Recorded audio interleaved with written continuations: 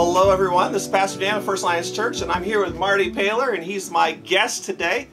And I'm grateful to be with you. Thanks for taking a couple of minutes. We're here in November, and here at First Alliance Church we're working on thankfulness. And although I'm a little behind on my monthly Thanksgiving tabulation, maybe you're doing better than me. I want to remind you of a couple things coming up before we get into our topic today of Thanksgiving out of Psalm 105. Saturday is our next to last produce stand. So if you want to come to the church to get some produce, you can do that. Next Saturday is our final produce stand, and we're going to have a community kind of potluck fellowship meal afterwards. And so if you want to come next Saturday on the 12th of November, you can join us there. And this coming Sunday, as in the day after tomorrow, Meredith Hoffman will be with us in church, and so we're excited about that. So today we're talking about Thanksgiving, and I always have a text that I want to focus on, and today's text I've been reading in Psalm 105.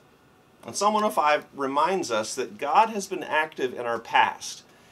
Now, sometimes in my past, I have a hard time seeing it, because sometimes I get stuck in the things that are frustrating. And so Psalm 105 begins, "Give thanks to the Lord and call on his name. Make known among the nations what he has done. Sing to him, sing praise to him, tell of his wonderful acts. Glory in his holy name.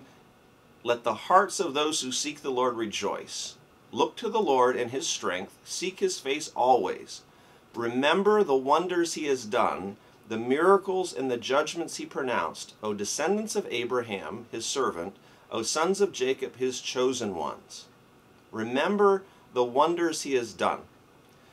Now, I showed you this text before, Mr. Marty. Did you have any thoughts on it? Well, what you just said, Dan, was that sometimes you get frustrated because you can't quite see how the Lord is working, and that slows you down and makes you wonder, how will this thing that I'm in turn out?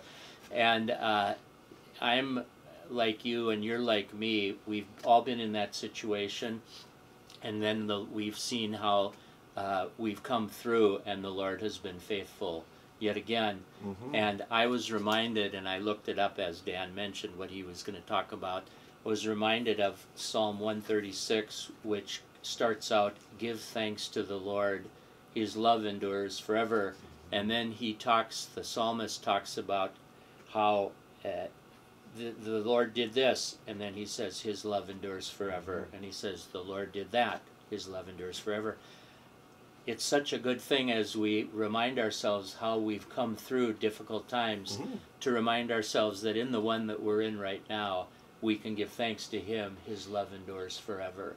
And we can remind ourselves how he's brought us through in the past. Of course, he'll do the same. He'll bring us through again. Yeah, Marty, I like how you talked about how you integrated how God's love impacts our circumstances. And it's almost like putting on a set of glasses that when I take my glasses, I don't know how you are, but when I take my glasses off, everything's fuzzy. I mean, I can see it all. I shouldn't be driving, but I can see it all, but it's like I'm missing an element that makes things come into clear focus. And the root of Thanksgiving is to acknowledge, okay, I have things in my life I can't see very clearly. And so if God's love endures forever and his love is for me, I can trust him. And so it's like putting on my glasses where it helps me be able to see things more clearly. And so Psalm 105 is a reminder that God is with us.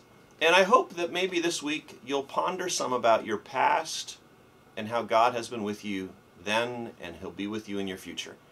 So this is Marty and Dan saying sayonara for right now. First Alliance Church is a great place to be. Thanks for joining us today. And Marty, thanks for being my special guest. My pleasure as always. Bye for now.